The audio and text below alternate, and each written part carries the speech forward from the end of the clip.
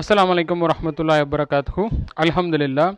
Alhamdulillah na'madu wa nasta'inu wa naghfiru wa nu'minu wa natawakkal alayh wa na'udhu billahi min shururi anfusina wa min sayyiati a'malina. May yahdihillahu fala mudilla lahu wa may yudlil fala hadiya lahu. Wa ashhadu an la ilaha illallah wahdahu la sharika lahu wa ashhadu anna Muhammadan abduhu wa rasuluhu. Inshallah, today we'll go over the topic of etiquettes of promise. Say there are moments and situations in our life where we may need to make promises. Say for example, we may need to convey specific news or confirm some of the activities that has happened where we'll end up making promise.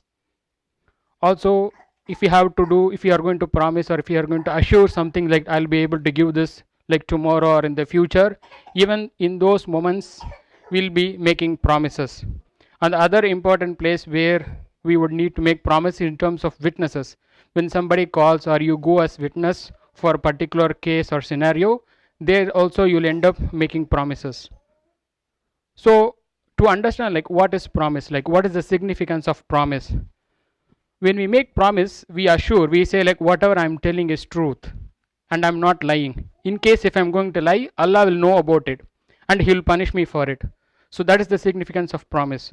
So when we make promise, like when we make promise on anyone except Allah, we'll end up equating them to Allah. So if we in general we have seen like people making promises on their mother, they'll say like mother promise or father promise, or even Muslims, some of them make promises on Quran. So when you make promises on your parents or Quran or something, what the mistake that people do is like they equate them to that of Allah. So this we can find in Hadith Tirmidhi 1535 as well as in Abu Dawud 3251, where Ibn Umar is saying like nothing is won by like or the promise is made other than Allah. Like he said like I heard Prophet ﷺ say, if somebody makes a promise other than Allah, then he is committing an act of shirk. So that is the consequence they face. We may think like okay, promise is a simple one, but if you make promise on anyone except Allah, you end up associating them with Allah, meaning you commit an act of shirk. So we have to be very careful about it. Also, there are various moments in life of Prophet ﷺ where he has specifically as well mentioned like promises should not be made in the name of mothers or fathers. So this we can see in Sahih al-Bukhari 7401, where Prophet ﷺ says, do not swear by your father. Whoever wants to make promise, then they should do it only in the name of Allah. Similarly in Sahih al-Bukhari 3836, Prophet ﷺ says, if anybody want to make a promise, then do it in the name of Allah. Do not use the name of your father, because the people of Quraysh used to do that. He instructed them saying like don't make your promise in the name of your father, but you should do only in the name of Allah. Similarly in further some of the hadiths in Sunan an-Nasai 3769, Prophet ﷺ says, do not swear by your father as well as do not swear by your mother. So we should not make promises on father or mother. If you want to make promise, then make it only in the name of Allah. The same can be found in Abu Dawud 3248. From all this, what we see is like if people want to make promise, they should do it only in the name of Allah. Twist, in fact, during the period of Prophet Muhammad, like Sahabas had the practice whereby they used to make promise on Kaaba. So there is an incident during the period of Prophet. This we can see it in Nasai 3773, where Prophet like one of the Jew comes to Prophet and he says like you are also associating, you are committing a shirk. Then Prophet like can you explain like what do you mean by that? And then he makes two complaints. He's saying like your people are saying like Kaaba, meaning like they are promising on the name of Kaaba. The second complaint that he makes is like if you say something that happens, your Sahabas or the people generally say what Allah and what you said. So in this way you are committing shirk, and he was making complaints on two of the things. On hearing this, Prophet understands like yes, what he sees looks valid, and he instructs Sahabas. What he says is, hereafter if you are going to make promise, do not promise in the name of Kaaba, but instead make it like Rabbul Kaaba, meaning like promise in the name of Allah. If you want to make a promise, say like Rabbul Kaaba. Also he says do not say like people used to say Masha Allah wa shata, like as Allah and as you willed. Don't say that. Rather say like Masha Allah summa wa shata, meaning like whatever Allah willed first and then as you will. In this way, Prophet instructed to change the way the people were saying.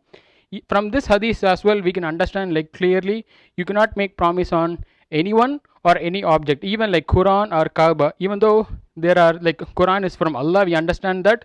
Similarly, Kaaba is the one where we perform our Hajj and prayers. Even though those have these significances, but when we make promise, we have to make sure we use only the name of Allah. Also, when we need to make promise, we have to understand we cannot make promise for everything. We have seen people like whenever they talk, they use the word wallahi, like for saying each and everything. As a Muslim, we should be understood or we should be known in a way like, okay, he is a person who is trustworthy, he is honest. They should not think like this person is one who cannot be believed. When somebody makes frequent promises or for everything, if he is making promise, what does it signify? It means he himself doesn't believe like whatever the person says, the people will not accept or they will not believe. We should not be known in that way. You should be known in a way whereby if he says he'll be honest, he would not lie. So that's the kind of attitude or that is the thing you have to develop. So you should be staying away from making frequent promises. We can see in Quran chapter number 68 verse number 10, Allah says like, do not obey to those who make like the work like to make do not obey every worthless habitual swearer, meaning do not obey to them who make promises a lot. So he's making a warning like if somebody is known to make frequent promises, do not obey them. We have to understand like promises should be made only for important things. It should not be used for very small things and all. To confirm something or as a witness, if you have to do only those moments, you have to choose and make your promises. And in terms of promise, there are promises like which we will confirm the things that has happened, like something that happened in the past. For example, if you are going to say like, I know like this incident happened, I was present. When you're saying it, you are narrating an incident that happened in the past. Also you say like, I donated this much amount to something. Again, this comes under the situation where you are promising on something that has already happened.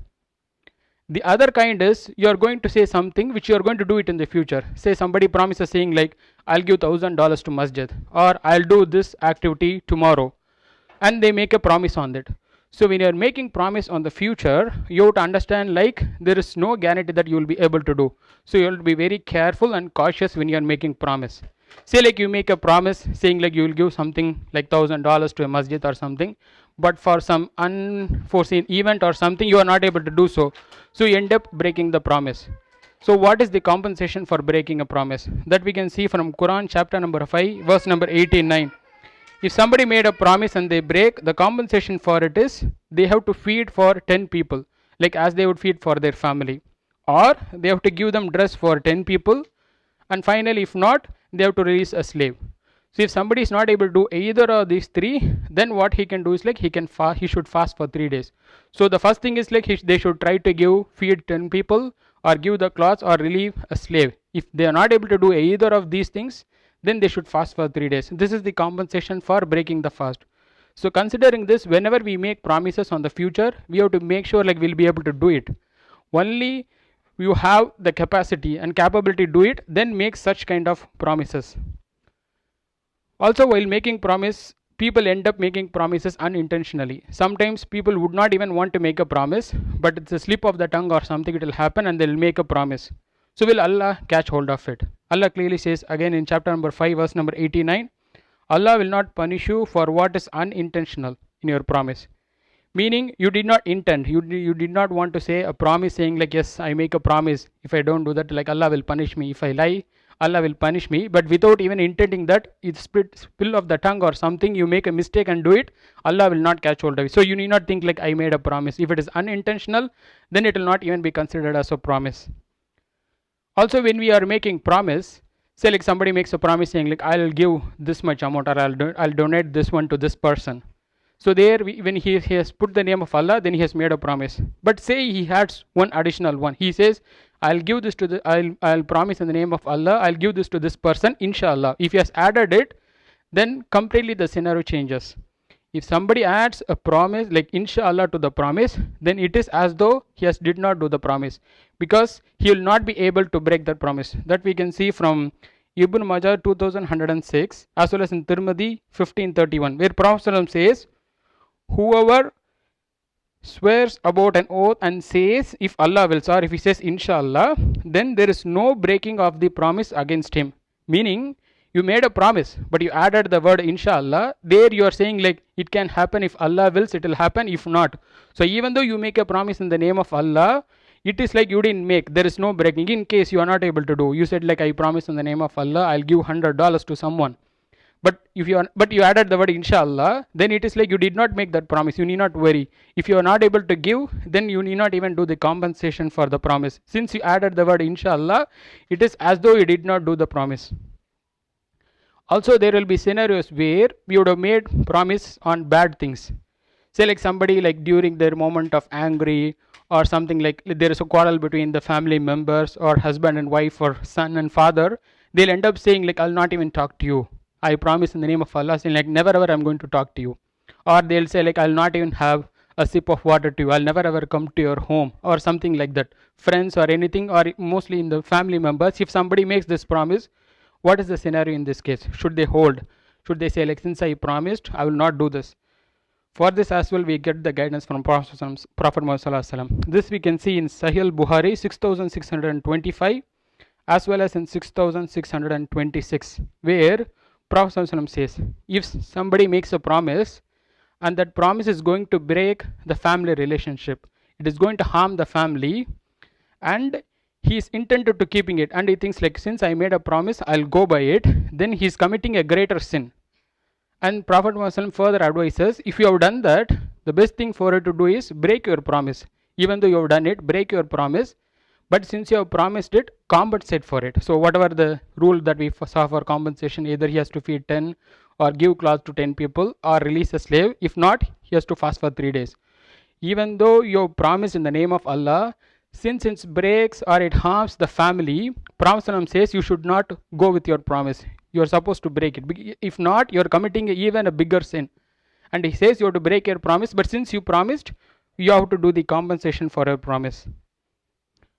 And the other situation that we would face is like we would have made a promise saying like, okay, for example, we would have made a promise saying like I'll give $1,000 to masjid tomorrow. And for some reason you end up somebody coming and asking you the same amount for a better one, like they are in some terms of emergency. So you'll end up with a situation where you do not know like should I go with my promise, since I said I'll give $1,000 to my masjid, should I do that? Or I know like this person is very specific need, I feel like this is better if the amount is spent for this person. So how do you handle this situation? For this as well we have the guidance from Prophet in Sunan Nasai 3785.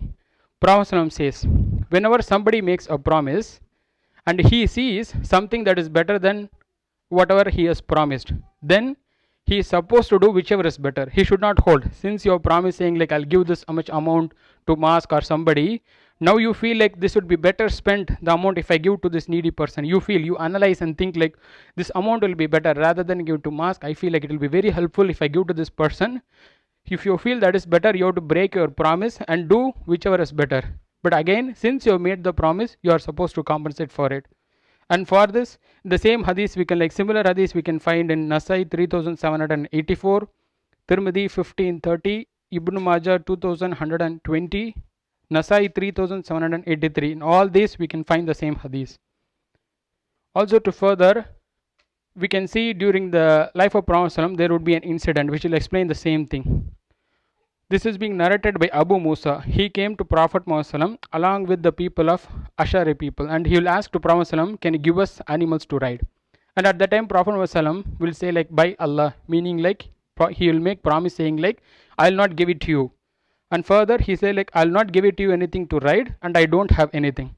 And the people will stay there for some time. And after some time during that period, Prophet Muhammad would have received camels. On seeing this, Prophet ﷺ would say like, okay, give them the 3 camels since they came asking for it. Then those people will, then they'll get it, but they'll speak to them saying like, Prophet ﷺ said like, he promised that he will not give it. So they went back and said to Prophet ﷺ, thinking to remind him, saying like, you promised us like you will not be giving us anything, but I think you forgot or you gave us this one. Then Prophet ﷺ says, I did not give you this animal, but that Allah gave you this. Then this is the most important point, what Prophet ﷺ, he says, I don't make an oath. If I make a promise, but I find something better, then I'll do whichever is better. But still, I'll compensate for that fasting. In the way he says, like, since I found this better, even though I'm giving you the camels, I'll break my promise, but I'll do the compensation for it. The same hadith we can see in Muslim 1649, Ibn Majah 2107. From this hadith as well, what we see is like if you make a promise and you feel something is better based on your analysis, then you have to go with that rather than holding on to whatever the promise that you have made. Also, there are few more etiquettes of promise. Inshallah, we'll see them in our further sermons. Wa Rabbil Alamin. Assalamu alaikum wa rahmatullahi wa barakatuh.